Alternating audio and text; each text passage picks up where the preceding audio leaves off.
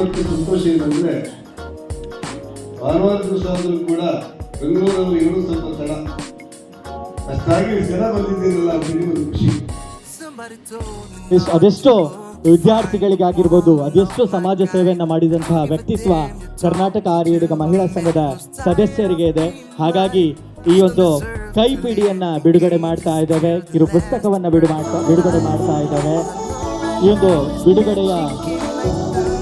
ಬಿಡುಗಡೆಯನ್ನ doctor Nagalakshmi ಚೌಧರಿಯವರು, ನಮ್ಮೆಲ್ಲರ ಹೆಮ್ಮೆ, ನಮ್ಮೆಲ್ಲರಿಗೂ ತಿಳಿದಿದೆ. ಪ್ರತಿಯೊಂದು ಮಹಿಳೆಯ ಬೆನ್ನೆಲುಬು ಆಗಿ ಅಧ್ಯಕ್ಷರು, ಕರ್ನಾಟಕ ಮಹಿಳಾ ಆಯೋಗ ಪ್ರತಿಯೊಬ್ಬರ ಹೆಣ್ಣಿನ ಬೆನ್ನೆಲುಬು ಆಗಿ ಇಂದು ಕಾರ್ಯವನ್ನು ನಿರ್ವಹಿಸಿರುವಂತವರು. ಪ್ರತಿಯೊಂದು ವಿಚಾರದಲ್ಲೂ ಕೂಡ ಬೆನ್ನು ತಟ್ಟಿ ಪ್ರೋತ್ಸಾಹಿಸುವರು. ಹಳ್ಳಿನಾಥಿಯವರು, ಡಾಕ್ಟರ್ ಆನಂದ್ ಅವರು, ಕೃಷ್ಣವೇಣಿ ಅವರು, ಅಜಯ್ ಅವರು, ಶ್ರೀನಿವಾಸ್ ಅವರು ವೇದಿಕೆಗೆ ಬರಬೇಕು. ನಿಮ್ಮ ಸೇವೆ ಅಪಾರ. ನಮ್ಮ ಈ ಸಂಘಕ್ಕೆ ನಿಮ್ಮ ಈ ಸೇವೆ ಇನ್ನು ಮುಂದೆಯೂ ಕೂಡ ನಮಗೆ ಇರಲಿ ಅನ್ನುವಂಥ ಮಾತನ್ನ ತಿಳಿ ಹೇಳ್ತಾ ಇದ್ದೇವೆ. ಕೆಲಸಗಳು ಈ ಒಂದು ಕೈಪಿಡಿಯಲ್ಲಿದೆ, ನಾವೆಲ್ಲರೂ ಕೂಡ ವೀಕ್ಷಿಸಬೇಕು.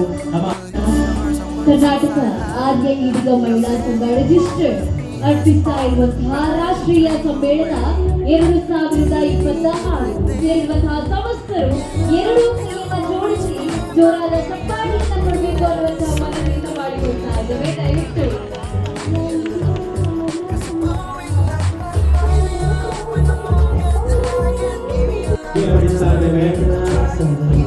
ಒಂದು ದೇಶದ ಪ್ರಗತಿಯ ಮಾಪನ ಆ ದೇಶದ ಮಹಿಳೆಗೆ ದೊರೆಯುವ ಗೌರವದ ಮೇಲೆ ಆಧಾರವಾಗುತ್ತೆ ಎನ್ನುವಂತಹ ಮಾತನ್ನ ಸ್ವಾಮಿ ವಿವೇಕಾನಂದ ಹೇಳ್ತಾರೆ. ಒಂದು ದೇಶದ ಪ್ರಗತಿಯ ಮಾಪನ ಆ ದೇಶದ ಮಹಿಳೆಗೆ ದೊರೆಯುವ ಇಂದ್ರಿಯಗಳನ್ನ ಕಂಟ್ರೋಲ್ ಮಾಡಕ್ ಆಗುದಿಲ್ಲ ಅಂತೆ. ಇವತ್ತು ಯಾಕ್ರಿ ಇಷ್ಟೊಂದು ಅತ್ಯಾಚಾರ ಆಗ್ತಾ ಇದೆ? ಇಂದ್ರಿಯಗಳನ್ನ ಕಂಟ್ರೋಲ್ ಮಾಡ್ಕೊಳ್ಳೋರೆಲ್ಲ ಎಲ್ಲಿದ್ದೀರಾ? ಮಂತ್ರೋಪದೇಶ ಬೇಕಾಗಿಲ್ಲಪ್ಪ ನಮಗೆ ಶ್ರೀ ಶ್ರೀ ಶ್ರೀ ಶ್ರೀ ನಾರಾಯಣ ಗುರುಗಳಂತ ಗುರುಗಳು ಬೇಕಾಗಿದ್ದಾರೆ. ನಮ್ಮನ್ನೆಲ್ಲ ಕೈ ಹಿಡಿದು ನಡೆಸುವಂತ ಪುರುಷರು ಬೇಕಾಗಿದ್ದಾರೆ ಈ ಸಮಾಜದಲ್ಲಿ. ನಮ್ಮನ್ನ ಗೌರವಿಸುವಂತ ಪುರುಷರು ಬೇಕಾಗಿದ್ದಾರೆ. ನಮ್ಮನ್ನ ವೇದಿಕೆಯಲ್ಲಿ ಸ್ಥಾನವನ್ನ ಕೊಡುವಂತ ಪುರುಷರು ಬೇಕಾಗಿದ್ದಾರೆ. ತಗೊಳವ, ನೀ ಮಾತಾಡು, ಮೈಕಲ್ಲಿ ಮಾತಾಡವ, ನೀನು ನಮ್ಮಗಳು ಮಾತಾಡವ ನೀನು ಅಂತ ಮೈಕ್ ಕೊಟ್ಟು ನಮಗೆ ಮಾತಾಡಿಸಿ ನಮ್ಮ నాయకత్వಕ್ಕೆ శక్తి ತುಂಬುವಂತ పురుషులు ಬೇಕಾಗಿದ್ದಾರೆ ಇವತ್ತು. ముఖ్య అతిథిగా వచ్చిండు.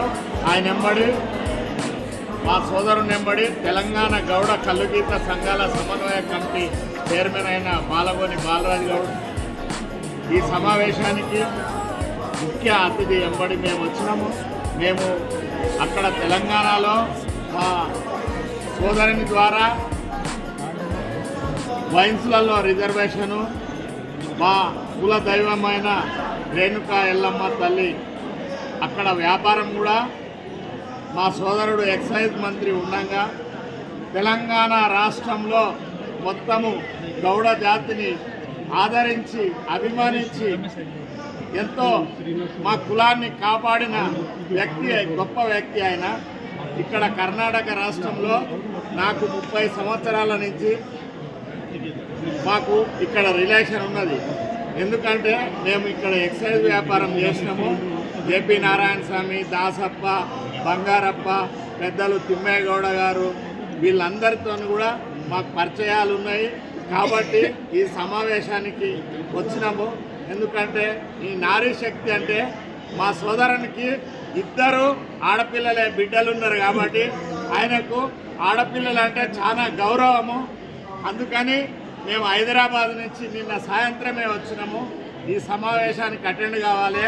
మహిళలకు ఎన్టీ రామారావు గారు ఉన్నప్పుడు ఎట్లా సమాన హక్కు ఇచ్చిండో మా సోదరుడు కూడా మహిళలకు, గౌడులకు, ఇక్కడున్న ఈడిగ సమాజానికి కూడా ఈ కర్ణాటక రాష్ట్రంలో వయసులలో కూడా వాటా ఇవ్వాలని ఈ వేదిక ద్వారా డిమాండ్ చేసిండు.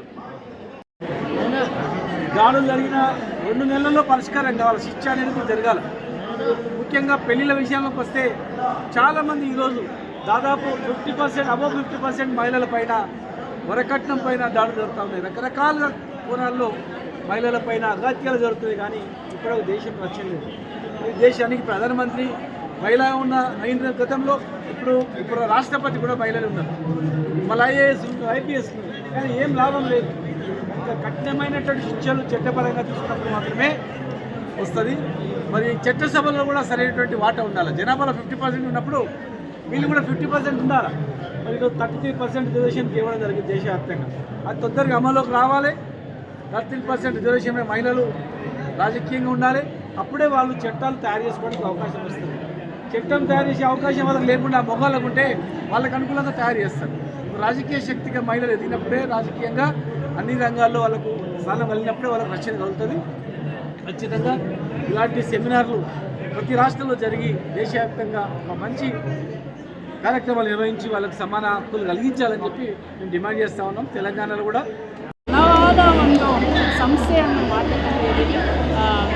ಅದಕ್ಕೆ ಎಲ್ಲ ಕಡಿಮೆ ಜನ ಇದ್ದಾರೆ.